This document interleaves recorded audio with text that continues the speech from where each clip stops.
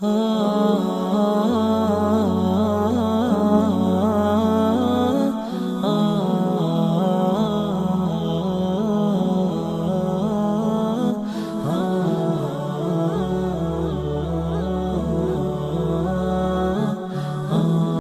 النبیین و امام المتقین وقائد الغر المحجلین وعلى آلہ واصحابہ اجمعین اما بعد فاعوذ باللہ من الشیطان الرجیم بسم اللہ الرحمن الرحیم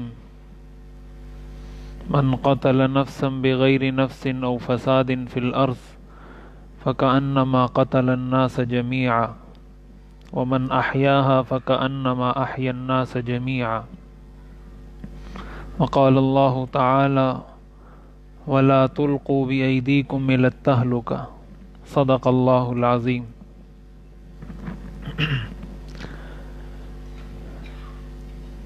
جب کسی موضوع پر بات کرنی ہوتی ہے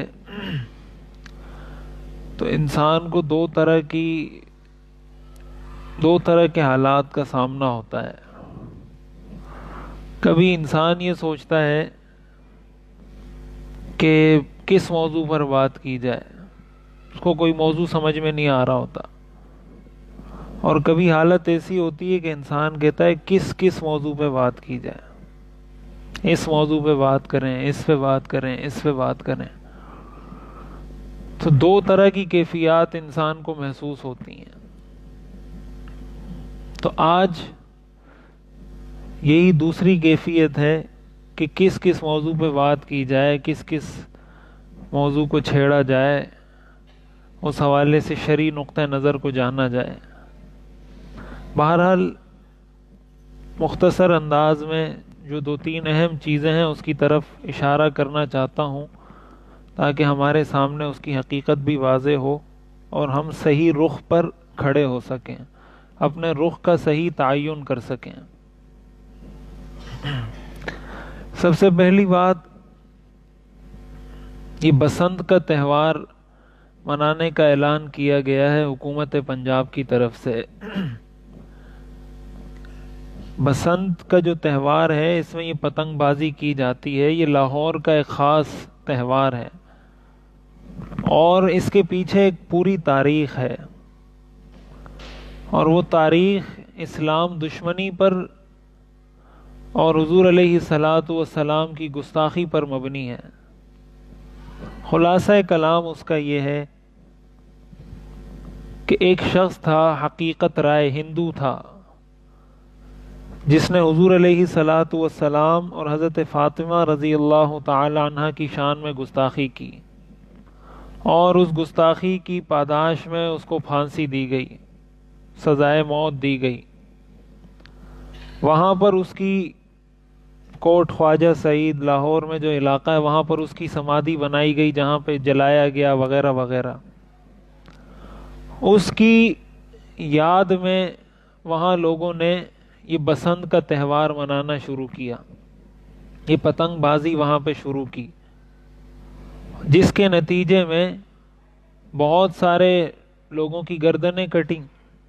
ظاہر ہے جب آپ پتنگ اڑاتے ہیں اس کا جو مانجا ہوتا ہے، اس کی جو ڈور ہوتی ہے، تو بہت سارے مسلمانوں کی گردنیں اس کے چکر میں آ کے کٹ گئیں۔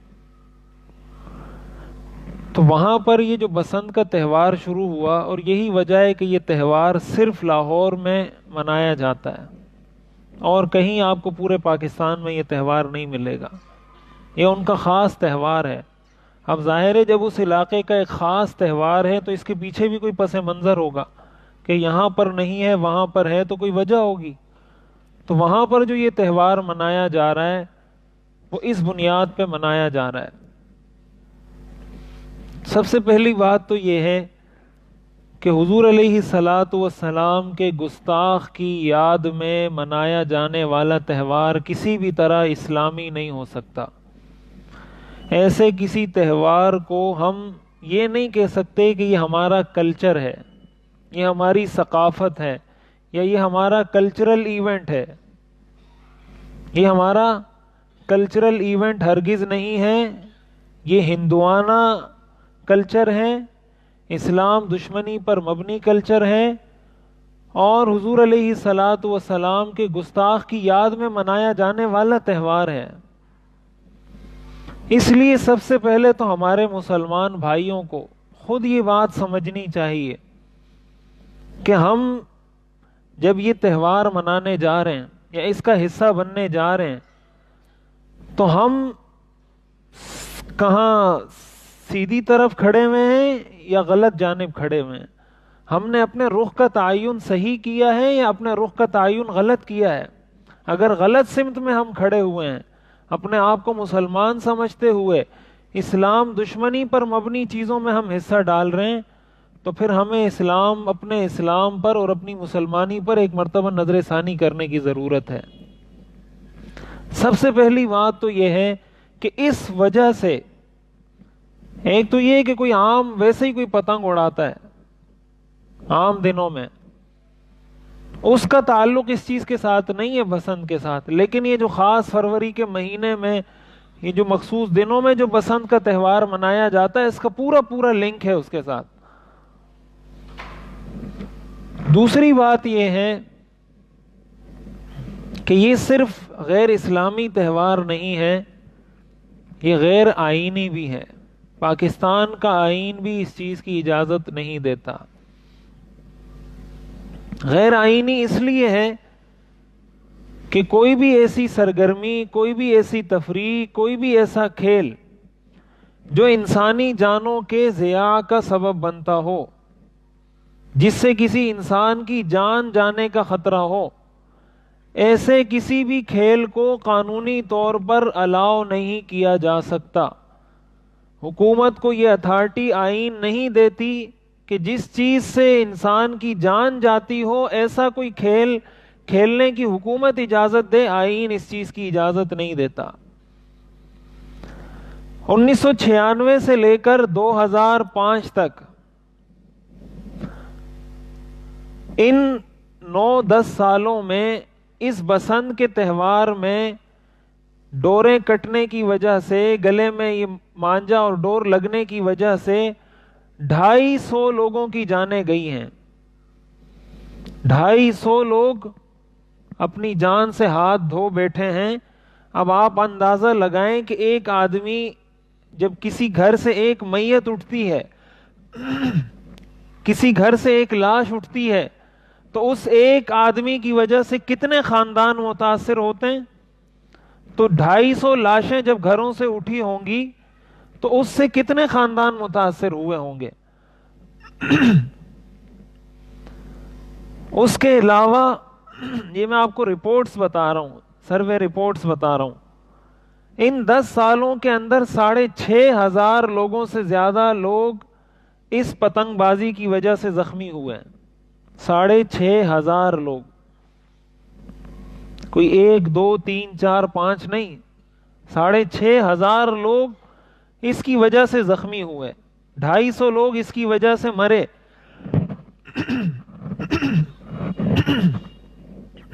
جس کی وجہ سے پھر حکومت پنجاب نے 2006 میں اس پر پابندی لگائی اور آج تک پھر اس پر پابندی رہی۔ 2006 سے لے کر 2018 تک باقاعدہ حکومت کی طرف سے اس پر پابندی تھی کہ بسنت کا تہوار نہیں منایا جا سکتا، اس لیے کہ اس سے انسانوں کی جانیں جاتی ہیں۔ اب کوئی موٹر سائیکل پر جا رہا ہے، کوئی ڈور آ کے اس کے گلے میں پھنس جاتی ہے تو اس کے گلے کو کاٹ کے چلی جاتی ہے۔ اسی سے جانے جاتی ہے نا کہ ڈور آئی، وہ بائک چلا رہا ہے، سائیکل چلا رہا ہے، پیدل جا رہا ہے، ڈور آ کے اس کے گلے میں لگی، اس کے گلے کو کاٹ دیا۔ تو یہ جو کھیل ہے یہ قاتل کھیل ہے، زہریلا کھیل ہے، اس سے انسان کی جان جاتی ہے۔ پاکستان کا آئین اور پھر حکومت کی طرف سے اب تک اس پر پابندی تھی، پنجاب حکومت کی طرف سے پابندی تھی۔ ابھی ہمارے نئے حکمران آئے ہیں، بات ریاست مدینہ کی کرتے ہیں اور اعلان کیا ہے کہ ہم بسنت کے تہوار کو سرکاری سطح پر منائیں گے۔ اور آج میں نے ایک خبر پڑھی صبح کہ اس کے لیے انہوں نے کہا کہ چونکہ انسانوں کی جان جانے کا خطرہ ہوتا ہے تو اس کے لیے ہم یہ کریں گے کہ اس دن موٹر سائیکل چلانے پر پابندی لگا دیں گے. بسنت کا تہوار منانے کے لیے موٹر سائیکل چلانے پر پابندی لگا دیں گے. یعنی پتنگ اڑانے پہ پابندی نہیں لگا رہے لیکن لوگوں نے موٹر سائیکل پہ کہیں کسی نے کام پہ جانا ہوگا, کسی نے کہاں جانا ہوگا, کسی نے کہاں جانا ہوگا, پابندی لگا دیں گے موٹر سائیکل چلانے پر. تو کہتے ہیں نا کہ کتوں کو آزاد چھوڑ دو اور پتھروں کو باندھ دو. یہ کوئی کامن سینس انسان کی اس بات کو تسلیم کرتی ہے کہ بھائی انسانوں کی جانیں جا رہی ہیں تو بجائے اس کے کہ جس وجہ سے انسان کی جان جا رہی ہے اس کام پہ آپ روک لگائیں, اس کو روکیں کہ بھائی ان چیزوں سے انسانوں کی جان جاتی ہے اس لیے اس کو الاؤ نہیں کر سکتی حکومت, تو آپ اس پر تو پابندی لگاتے نہیں, آپ اس چیز پہ پابندی لگا رہے ہیں کہ بھائی آپ نے موٹر سائیکل سڑک پہ نہیں نکالنی اس لیے کہ لوگوں نے پتنگ بازی کرنی ہے.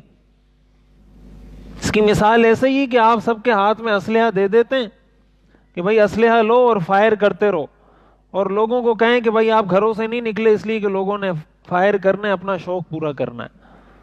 بھائی یہ کون سا طریقہ ہے کہ آپ نے سب کو اسلحہ دے دیا, سب کو کہا ہے کہ فائر کرتے رہو, اور جو انسان ہے ان کو آپ کہہ رہے ہیں گھروں میں رہو. طریقہ یہ نہیں ہوتا کہ آپ لوگوں کو فائرنگ کرنے کی اجازت دے دیں اور لوگوں کو گھروں میں بند کر دیں. طریقہ یہ ہوتا ہے کہ جو فائرنگ کرنے والے ہیں, جو اپنا غلط ناجائز غیر آئینی شوق پورا کرنے والے, ان کو آپ روکیں کہ بھائی اس فائرنگ کی حکومت اور قانون آپ کو الاؤ نہیں کر سکتا, آپ کو یہ روکنا پڑے گا. اس لیے کہ لوگوں نے پیدل بھی چلنا ہے, لوگوں نے موٹر سائیکلوں پر بھی جانا ہے, لوگوں نے سائیکلوں پر بھی جانا ہے, تمہیں اس چیز کی اجازت نہیں. تو بجائے اس کے کہ ان پہ پابندی لگائی جائے, وہ ایک عام آدمی جس کا کوئی قصور نہیں ہے, اس نے اپنی مزدوری پہ جانا ہے, اس نے اپنی جاب پہ جانا ہے, اس نے اپنی دکان پہ جانا ہے, اس کو کہا جا رہا ہے بھائی تم نے آج نہیں جانا. حیرت کی بات ہے, انسان کی جب فطرت مسخ ہوتی ہے نا تو پھر انسان اس طرح کی حرکتیں کرتا ہے. تو پہلی بات یہ کہ یہ تہوار غیر اسلامی ہے. دوسری بات یہ کہ یہ تہوار غیر آئینی ہے, آئین اس چیز کی اجازت نہیں دیتا. تیسری بات یہ ہے کہ یہ غیر انسانی بھی ہے, انسانیت بھی اس چیز کی اجازت نہیں دیتی. ویسے تو یہ لوگ بڑے دعوے دار بنے پھرتے ہیں ہیومن رائٹس کے, انسانی حقوق کے, کہ انسانوں کو حقوق ملنے چاہیے اور فلاں اور فلاں اور فلاں.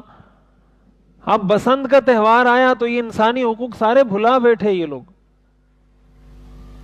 اتنے لوگ جو مریں گے, یا تو حکومت اس بات کی ذمہ داری لے کہ بسنت کا تہوار ہم منا رہے ہیں اور جتنے لوگ مریں گے ان سب کے قتل کی FIR اس صوبے کے وزیر اعلیٰ اور وزیر اطلاعات کے خلاف درج ہوگی.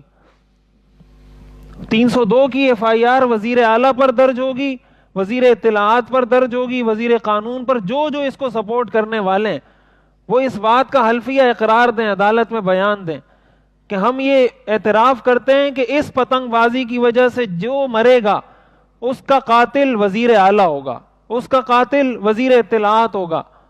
پھر آپ اس کو اجازت دیں.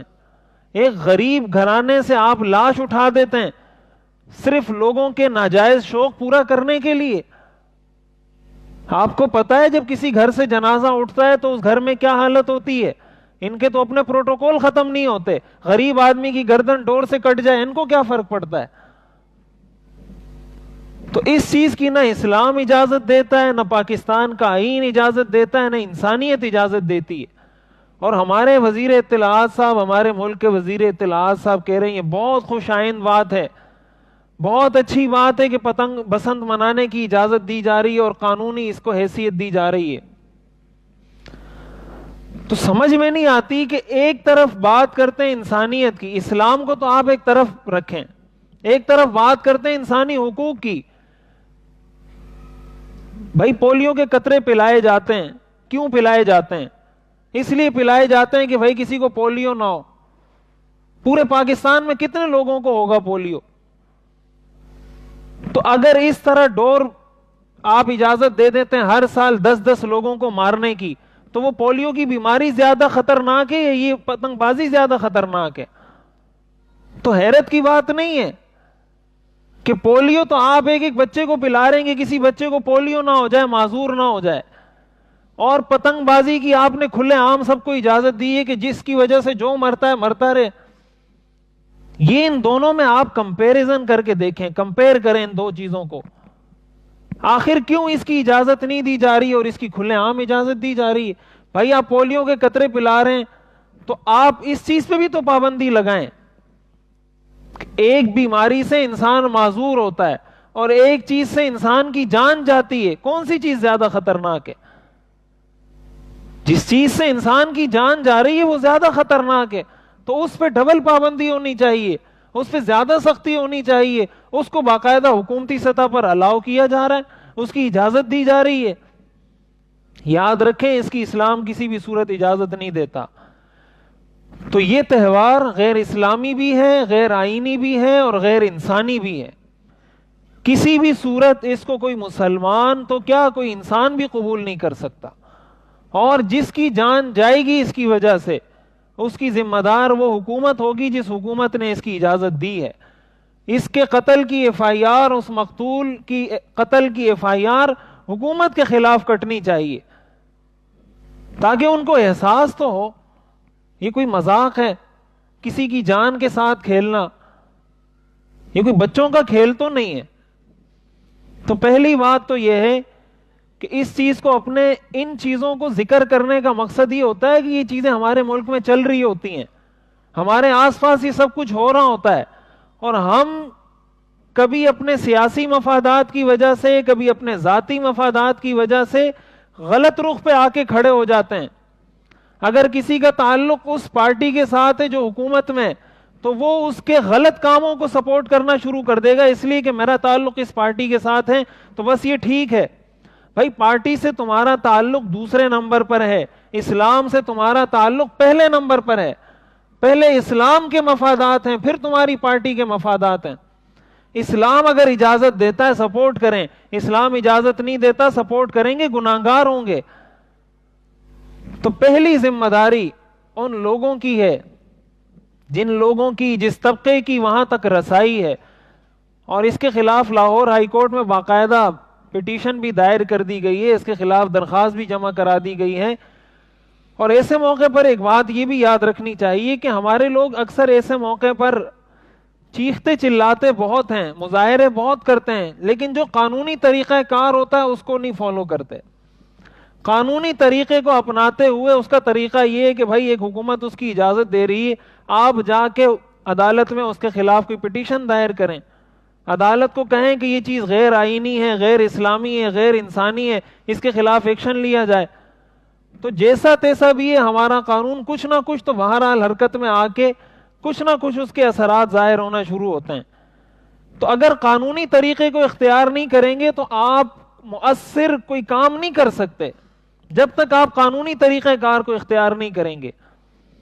اور جو لوگ قانونی طریقہ کار اختیار کریں، ہر مسلمان کی ذمہ داری ہے کہ ایسے معاملات میں ان کو سپورٹ کرے، تمام تر اپنے مفادات، اپنی وابستگیوں سے بالا تر ہو کر ان لوگوں کو سپورٹ کرے جو کسی بھی غیر اسلامی چیز کے خلاف آواز اٹھا رہے ہیں۔ یہ اسلام کا مطالبہ ہے، یہ بات یاد رکھیں۔ اسلام صرف نماز روزے کا نام نہیں ہے، اسلام مکمل ضابطہ حیات ہے۔ زندگی کے ہر شعبے میں اسلام کے ساتھ چلنا ہوگا۔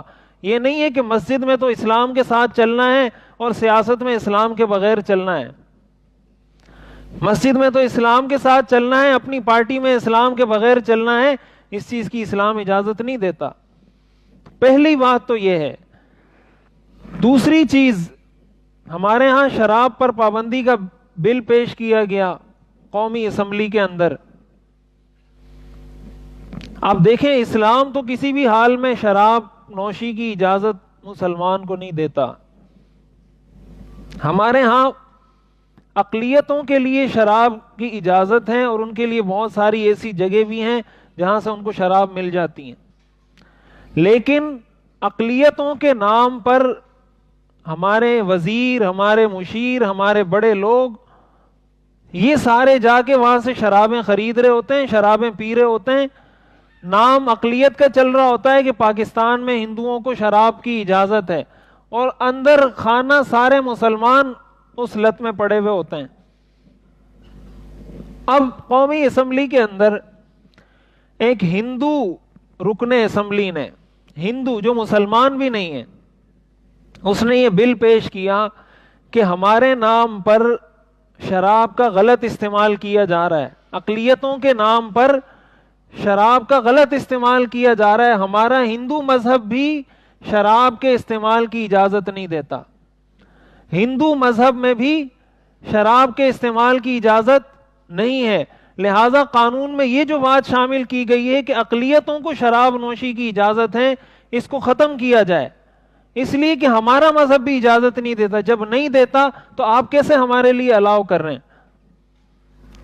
ہندو رکن اسمبلی نے یہ بل پیش کیا، ہمارے سارے مسلمان ارکان اسمبلی نے کہا ہم اس بل کو مسترد کرتے ہیں۔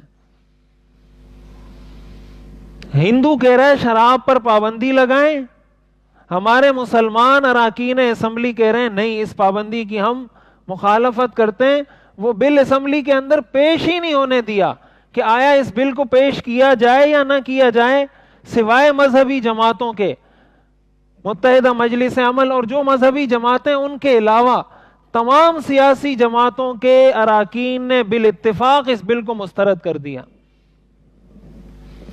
اب آپ اندازہ لگائیں کہ ہم کہاں پہ کھڑے ہیں۔ شراب ایک ایسی چیز ہے جس کی حرمت میں کوئی دو رائے نہیں ہو سکتی، جس کی حرمت کے بارے میں، جس کے حرام ہونے کے بارے میں کسی مسلمان کو شک نہیں ہو سکتا۔ اب ظاہر ہے کہ یہ پابندی جو نہیں لگانے دی گئی، اس کی بنیادی وجہ یہ ہے کہ وہ جو کہہ رہا تھا کہ ہمارے نام پر اجازت دے کر استعمال کرنے والے یہ لوگ ہیں جو یہاں اسمبلیوں میں بیٹھے ہوئے ہیں، اگر وہ لوگ شراب استعمال نہیں کرتے، اور ہمارے ہاں تو پچھلے دنوں جو چیف جسٹس صاحب نے وہاں ہسپتال پہ چھاپا مارا تو وہاں شراب کی بوتلیں ایک وزیر کے کمرے سے نکلی، ہسپتال میں اس کو ایڈمٹ کیا ہوا ہے، جیل کے بجائے کہ بھائی اس کی طبیعت ٹھیک نہیں ہے، وہاں سے شراب کی بوتلیں نکلی تو بعد میں پتہ چلا کہ نہیں بھائی یہ شراب نہیں، یہ شہد ہے۔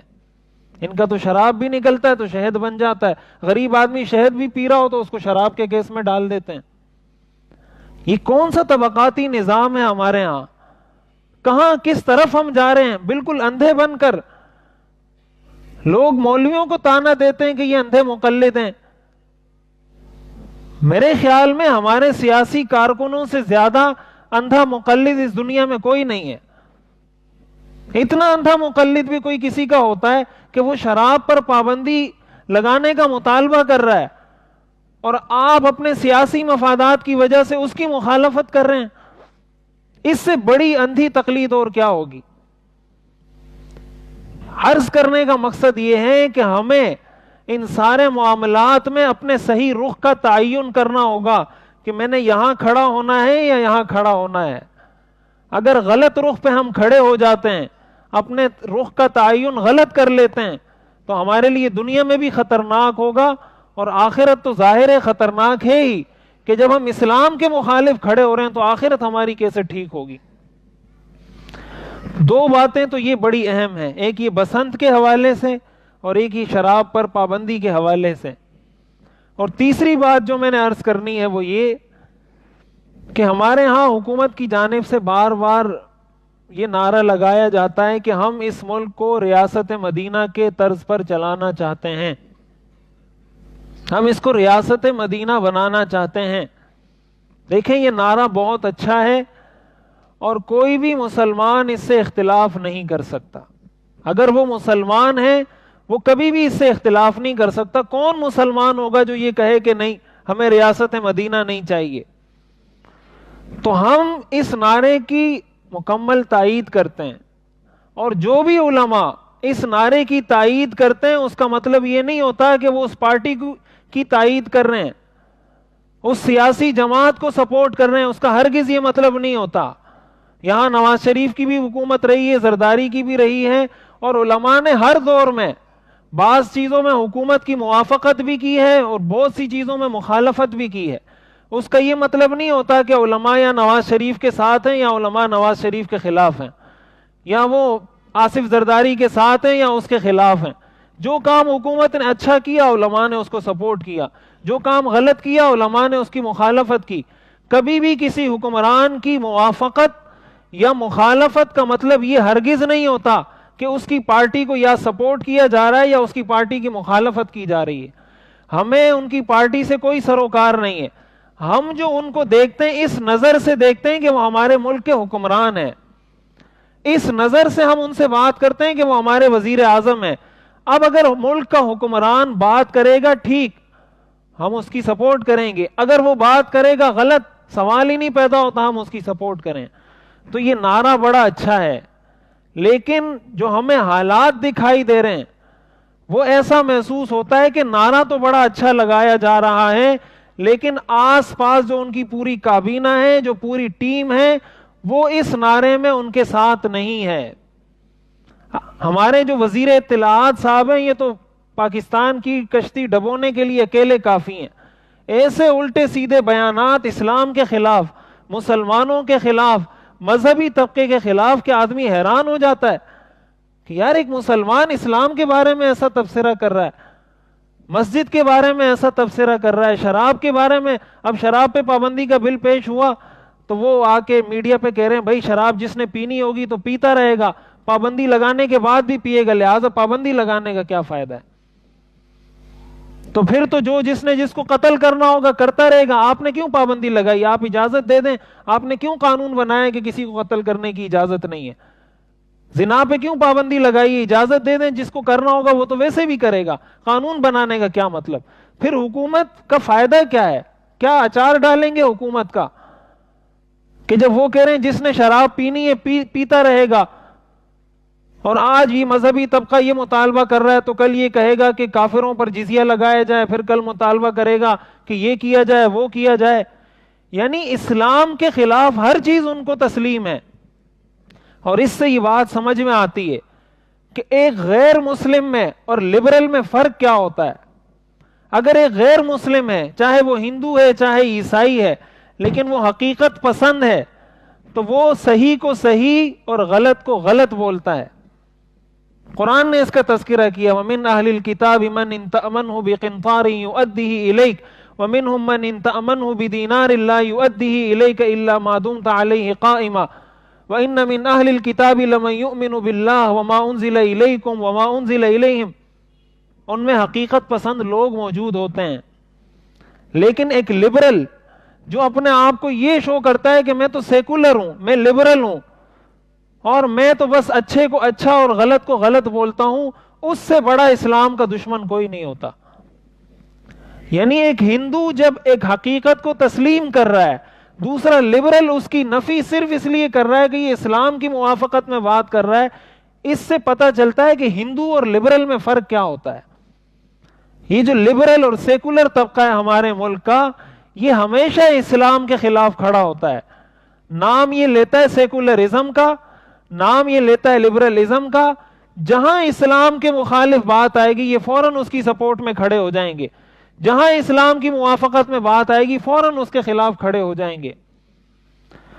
خلاصہ کلام یہ ہے کہ ہمارے حکمران وزیر اعظم صاحب نے جو نعرہ لگایا ہے ریاست مدینہ کا، ساری پاکستانی عوام اس میں ان کے ساتھ ہے، لیکن ان کو اپنی کابینہ پر غور کرنا ہوگا، دیکھنا ہوگا۔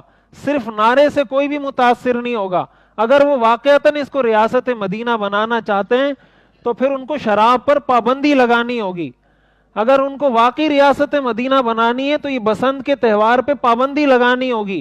اگر ان کو واقعی ریاست مدینہ بنانی ہے تو جس طریقے سے مدارس کو تنگ کیا جا رہا ہے، جس طریقے سے مذہبی لوگوں کو، مذہبی طبقے کو دیوار سے لگانے کی کوشش کی جا رہی ہے، اس کوشش کو بند کرنا ہوگا۔